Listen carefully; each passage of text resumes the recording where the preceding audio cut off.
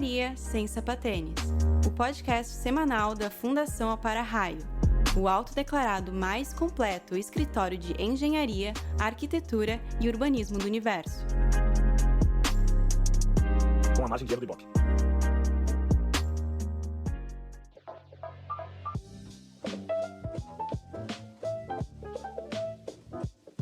Engenharia sem sapatênis, edição especial.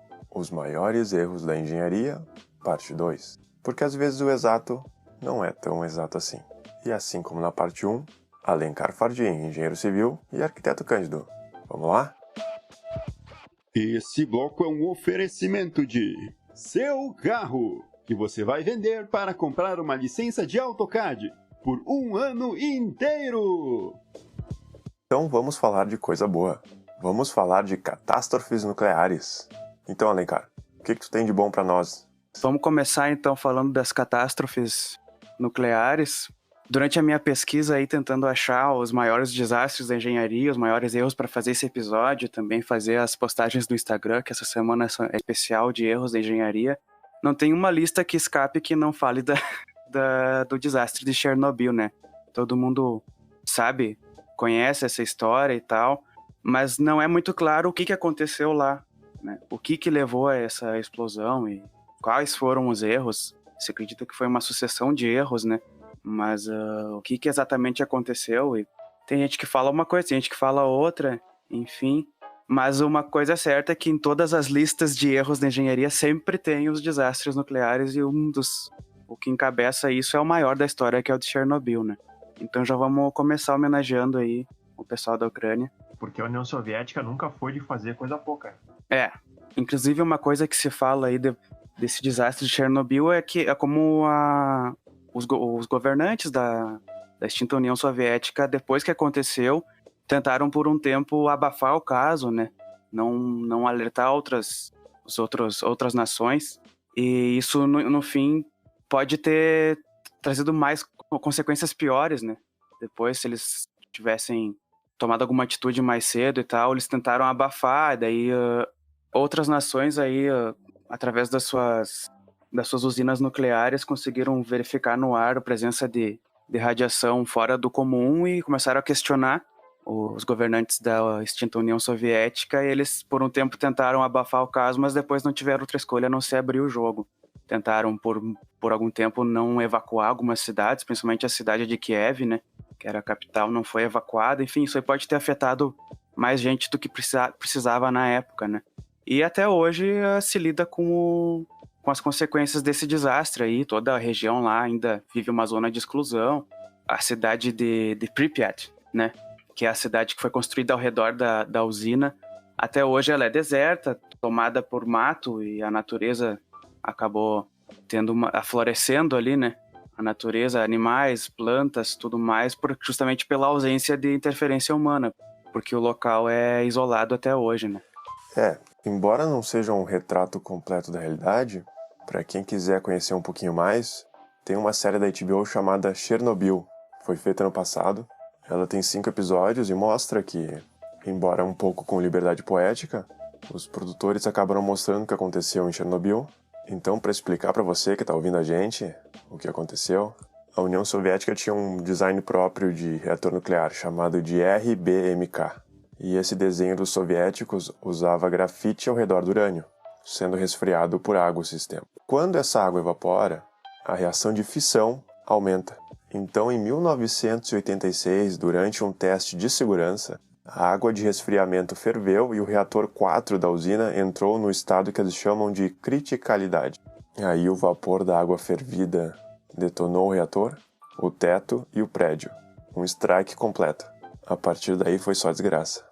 A série, ela explica ali, ó, dá para entender de uma maneira técnica o que aconteceu, mas tem que se dar a devida ressalva quanto à questão da traumatização, né? Porque muito se fala, principalmente sobre o caráter das pessoas. A série meio que retrata as pessoas que trabalhavam dentro da usina, às vezes retrata como mal intencionadas, né? E não é a verdade, é uma sucessão de erros, assim, e tal, que aconteceu.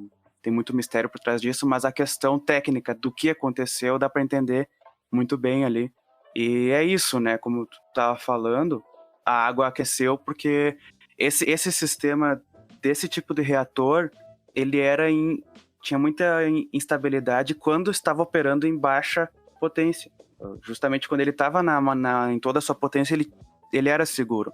Mas quando se reduzia a potência, no caso desse teste onde teve a explosão, ele estava em 25% da potência. Aí esse sistema de segurança que funcionava ali com a água não funcionava direito em baixa rotação, o que acontecia um superaquecimento da água. Nesse caso, devido a essa sucessão de erros na hora da operação, na hora do teste, vários protocolos de segurança foram ignorados. O próprio teste, se eu não me engano, era o terceiro ou quarto teste dessa maneira que estava sendo feito. Os outros testes já tinham dado resultados não muito desejáveis, né? E isso foi ignorado, não foi previsto, né? Que poderia acontecer um acidente tão grave. E acabou que teve esse superaquecimento do vapor da água. Isso fez todo o sistema se sobreaquecer até derreter, explodir, enfim. Aí uma coisa leva a outra, né? Foi uma pequena explosão primeiro, depois ela aumentou e teve outra, né? Eu não me lembro muito bem. É que para o pessoal entender, do ponto de vista de gerar energia, quase tudo envolve girar um eixo. Desde as hidrelétricas, os antigos moinhos de vento e rodas de água, até a própria energia nuclear. Nada mais é do que esquentar água para gerar vapor, girar uma turbina, essa turbina gira um eixo e o eixo gera energia. A água esquenta, o vapor da água gera uma pressão que faz o eixo girar, né? Em baixa rotação, nesse caso, o sistema de segurança deixava essa água aquecer por demais, né? Então, só para complementar, a usina nuclear, por mais complexo que seja fissurar um átomo, a usina nuclear funciona como se fosse um motor a vapor, só que ao invés de lenha usa-se urânio ou plutônio. O único sistema de energia que não utiliza isso, que eu conheço, é o sistema de energia de placas fotovoltaicas. Que eles, de fato, manipulam o elétron ali. Fora isso, energia eólica, energia hidrelétrica, energia nuclear, energia termoelétrica. Tudo é para girar um rotor, que gira um eixo, que gera energia. Através do movimento, né? Então a gente já pode fazer uma ligação com o último desastre nuclear sério, que foi em Fukushima, no Japão, onde teve um tsunami devido a um terremoto, e o que aconteceu foi uma coisa similar ao que aconteceu em Chernobyl, que tem a ver com a água. Não a água do tsunami, mas sim a água que esfriava o reator. O tsunami inundou os geradores de emergência, então mesmo com os japoneses desligando o reator, o que acontece é que quando você desliga o reator, ele continua a gerar calor. Então o sistema de resfriamento à água precisa continuar funcionando. Como as ondas atingiram não o reator, mas atingiram os geradores de emergência, os sistemas de resfriamento não conseguiram trabalhar e o núcleo do reator nuclear derreteu. Então fica um salve aí para o pessoal de Fukushima. Uma grande ideia colocar um reator nuclear numa zona de possível tsunami. Como se não tivesse outras opções, né? Se bem que a gente não pode falar muito, né? Porque embora não tenha tsunami no Brasil, as nossas 2 usinas nucleares e meia, Angra 1, Angra 2 e Angra 3, que tá para acabar, estão de frente pro mar. Porque é mais importante que a energia é uma boa vista. E a gente pode continuar falando agora de Halifax. Desastre de Halifax. Vamos continuar falando de explosão. Não é uma usina nuclear, a gente sai um pouco disso que a gente estava falando, mas a gente fala de uma outra explosão, que é a explosão de Halifax, no Canadá, né? O que aconteceu lá foi uma colisão entre 2 navios, sendo que um deles carregava uma grande carga de explosivos, né? E aí, a partir da colisão desses 2 navios, gerou uma explosão gigantesca, uma onda gigante, que isso foi em 1917, na cidade de Nova Escócia, no Canadá. E acabou afetando a cidade ali, destruindo metade da cidade. Se estima mais ou menos 2.000 pessoas mortas, né, nesse desastre. O navio explodiu formando uma bola de fogo que atingiu cerca de 1,6 km no ar. Semelhante ao cogumelo da bomba de Hiroshima, claro, só que em menor escala, né? E a explosão ocasionou uma tsunami que destruiu a cidade. Um pedaço da âncora do barco, pesando meia tonelada, caiu a 8 quilômetros da explosão. E enfim, né, o prejuízo calculado aí foi de 30 milhões de dólares na época. 1,3 quilômetros quadrados da cidade foi completamente destruído. Então muita gente, além das pessoas que morreram, muita gente ficou desabrigada, né? E a explosão pode ser ouvida até em Charlottetown, que ficava localizada a 175 quilômetros ao norte de Halifax. Então, para ver o tamanho da cagada, né? 2 navios não conseguiram desviar, bateu, começou um incêndio e depois disso, depois de evacuarem o navio, aconteceu a explosão aí que ficou... O relato é que formou um cogumelo parecido com aquele que foi formado pela bomba atômica de Hiroshima, só que em menor escala. E falando ainda de...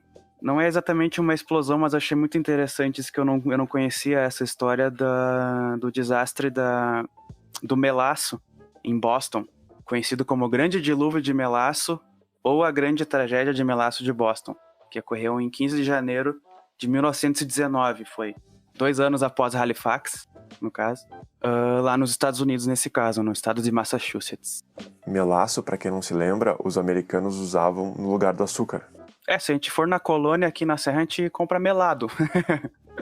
Em meados do século XX, o adoçante mais utilizado nos Estados Unidos era o melaço, uma espécie de xarope. E uma das empresas que fabricavam o produto produzia um tanque de armazenamento responsável por mais de 2 milhões de litros de melaço. Só que esse tanque foi feito sem o aconselhamento de técnicos. O que acontece é que esse tanque explodiu. Uma onda desse xarope inundou as ruas e a força do colapso foi tão grande que edifícios próximos tiveram sua estrutura afetada. Dezenas de pessoas morreram e várias ficaram feridas. Mas então fica a dica, contrate um especialista habilitado para fazer o seu tanque de melaço. O tanque ele não foi testado após a construção, então eles não testaram ele com a capacidade máxima e durante o uso dele encheram ele ao máximo, aguardando a transferência para outra fábrica. E no fim o tanque não aguentou as pressões, né, interiores e não foi exatamente uma explosão, mas ele se rompeu e fez o barulho de um grande barulho. Tem relatos da época lá. Enfim, se assemelhou a uma explosão. E aí todo esse melaço se espalhou pela cidade, afetando todas as construções vizinhas, quem estivesse no caminho, né? Durante muitas décadas, os moradores alegaram que em dias quentes de verão, a área ainda cheirava a melaço. Isso aí parece aquelas coisas de velho, né? Meu joanete tá doendo. Nossa, ver. Outra explosão que a gente pode comentar é aquela explosão que aconteceu no Golfo do México, né? Uma plataforma de petróleo, Deepwater Horizon. Tem até filme do Matt Damon. Foi em 2010, né? No Golfo do México, nos Estados Unidos. Era uma plataforma de petróleo, a Deepwater Horizon. Pertencia à Transocean. Uma plataforma de petróleo semi-submersível, né? Então é aquelas que a gente vê as da Petrobras mesmo são parecidas, né? Eu acho que é a mesma coisa. Que a gente vê aquela plataforma como se estivesse boiando, parece uma jangada. Mas ela, no caso, tem as hastes que vão até lá embaixo, no fundo do mar, para extrair petróleo. E a Deepwater Horizon foi uma que acabou explodindo. Ficou 2 dias em chamas e depois ela acabou afundando. No local, 17 trabalhadores ficaram feridos e 11 faleceram. E foi um grande desastre ambiental, porque depois da explosão, depois de tudo isso, ainda aconteceu que espalhou, todo o óleo espalhou, né? Causando um grande derramamento de óleo que é, enfim, poluição e tal, né? Foi um dos piores desastres ambientais da história dos Estados Unidos, né? Estima-se que 180 milhões de galões de petróleo foram lançados para o abismo, né? Mais de 8 mil animais relatados mortos, uma contabilização feita 6 meses após o derramamento. 16 mil milhas no total do litoral foram afetadas. Eu não sei exatamente quanto que dá isso em quilômetros, mas enfim, afetou as costas do Texas, Louisiana, Mississippi, Alabama e Flórida. A história comprovou falha mecânica, bem como um erro humano levando a esta catástrofe. Enfim, para se dizer mais ou menos o que aconteceu, né? Por que ela explodiu. É que raramente um negócio desses acontece sozinho. É como se fosse uma tempestade perfeita, uma sucessão de erros. Tem que tudo errar ao mesmo tempo, tudo bem certinho. Estavam perfurando um poço, foi o que eu estou entendendo aqui. Enfim, eu acho que isso aí são as explosões que a gente tinha para relatar. Queridos amigos, aqui quem vos fala é o engenheiro Namastê, com sua palavra de calma, fé, alongamento, meditação e, principalmente, boas vibrações. Hoje eu quero falar sobre a farsa do sal rosa do Himalaia. Isso mesmo, o poderoso sal que promete trazer muita saúde para quem o consumir, na verdade não tem grande diferença na sua composição em relação ao sal que consumimos normalmente. Apenas alguns minerais que dão a coloração arrosada, porém, suas quantidades não são significativas e não trazem impacto para a saúde. Pois é, além de não serem comprovados os benefícios atribuídos a ele, ainda se encontra no mercado produtos falsificados, e aí sim, podendo ser prejudiciais à saúde. Por isso eu indico o consumo do sal preto de Chernobyl, rico em Césio 137, que, ao contrário do que dizem os cientistas, é muito benéfico para a nossa saúde, reprogramando nosso DNA para sermos indivíduos mais positivos. E ele ainda brilha no escuro, é muito lindo. Você encontra o sal preto de Chernobyl exclusivamente no meu site, e especialmente para ouvintes dos podcasts da Fundação Ao Para-Raio, utilize o cupom NAMASTE15 para desconto de 15%. Uma boa e ionizada semana, beijos de luz. Esse bloco é um oferecimento de LibreOffice, porque seu rim vale muito. A gente pode falar também das pontes. Geralmente elas dão certas e às vezes dão ruim. A primeira que a gente pode falar foi a mais famosa de todas, ou a mais ruim de todas, foi a Tacoma Narrows Bridge. Que para o ouvinte se situar, a ponte tem duas partes principais, que é a estrutura em si e o tabuleiro. O tabuleiro é como se fosse a via onde os carros passam. O que aconteceu foi que os calculistas da Tacoma não previram a força do vento no tabuleiro. Então, antes mesmo de a ponte ser inaugurada, o tabuleiro ficava sambando com o vento. Ela iniciou as obras em 1938. E durante a construção, técnicos e engenheiros eles perceberam que durante correntes de vento a estrutura tinha uma tendência de oscilar, né? Ela oscilar transversalmente. Ela parecia que ela estava meio que sambando. Enfim. E aí foram realizados vários ensaios com o objetivo de reduzir as oscilações, mas nenhum realmente teve muita eficácia. No verão de 1940, a ponte foi aberta para tráfego rodoviário e como ela tinha essa peculiaridade de oscilar, ela se tornou uma atração turística. E as pessoas iam lá para justamente ver isso, né? Nossa, que interessante, a ponte se mexe.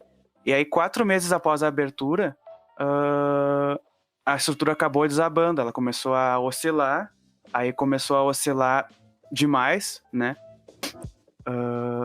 O pessoal conseguiu, deu tempo de todo mundo sair, a única fatalidade que eu tô lendo aqui foi um Cocker Spaniel preto, enfim, foi um cachorro que deve ter ficado em algum dos carros, porque ela começou a oscilar demais e as pessoas viram que estava ficando perigoso e até que ela não aguentou. Ou seja, o vento ele atingiu uma velocidade exata, gerava a frequência exata para fazer essa oscilação ser tão grande a ponto de quebrar a ponte, né? Antes ela oscilava pouco, um pouquinho mais num dia, um pouco menos no outro, e as pessoas viam isso como uma peculiaridade, mas a princípio era para estar tudo seguro.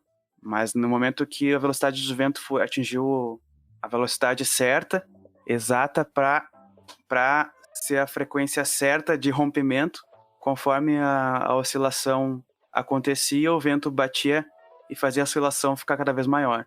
E até que chegou um ponto que a própria estrutura não aguentou mais e acabou rompendo a ponte.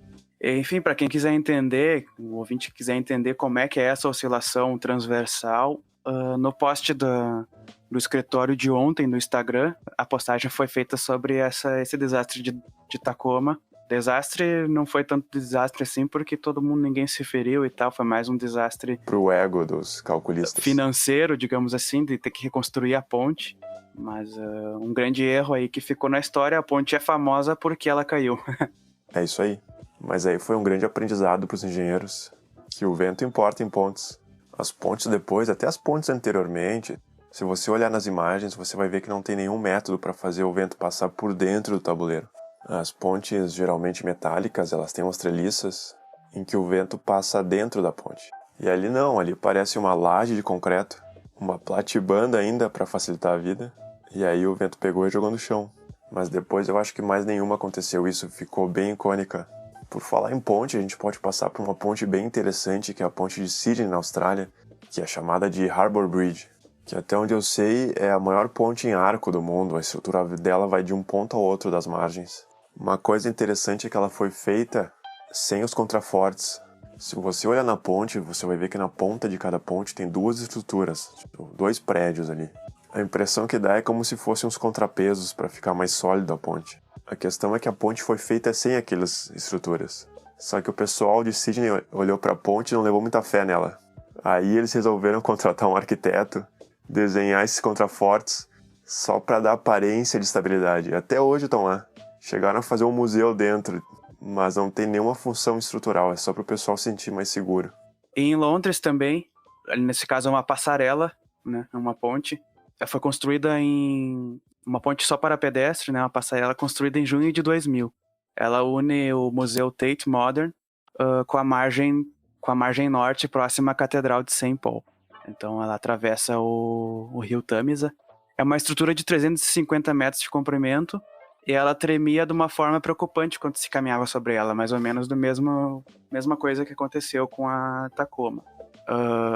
E um dos problemas do design é que os engenheiros viram como um problema era o efeito da pisada sincronizada. Conforme a ponte balançava, as pessoas ajustavam o seu passo conforme o ritmo da ponte. E isso aumentava ainda mais a oscilação, né? Então a ponte foi inaugurada, logo em seguida eles tiveram que fechar ela por causa disso e instalaram amortecedores para reduzir esse balanço. Daí ela foi reaberta ao público em 2002 e desde então tá tudo ok. Eles conseguiram reduzir instalando um sistema de amortecedores nessa passarela que antes parecia tão insegura. E é isso aí. Essa é a ponte do Milênio de Londres, também uma ponte com um errinho aí, mas que foi logo consertado e tá tudo certo. É que no caso das estruturas, elas não têm somente que resistir às cargas, mas elas têm que aparentar que vão resistir às cargas. Sim.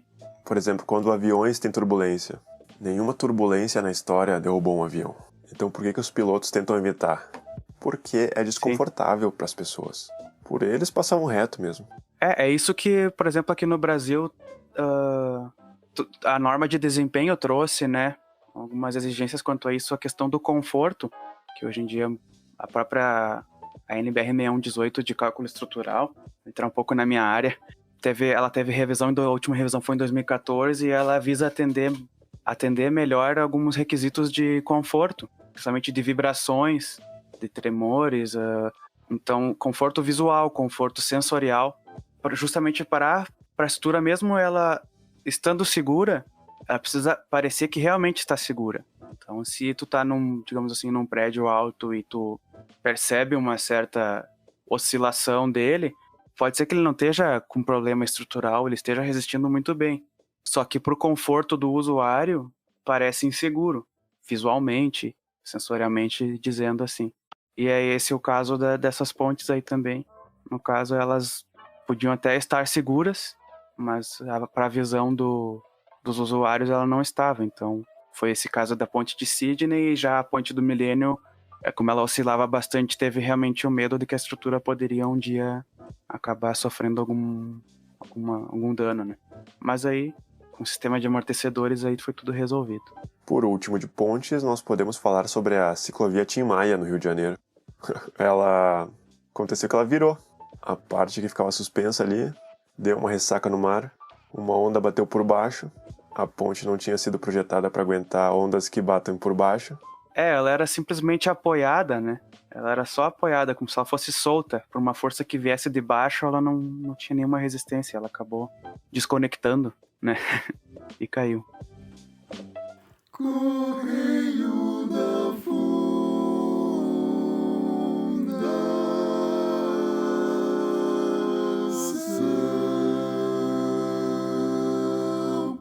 Deixe uma mensagem pra gente.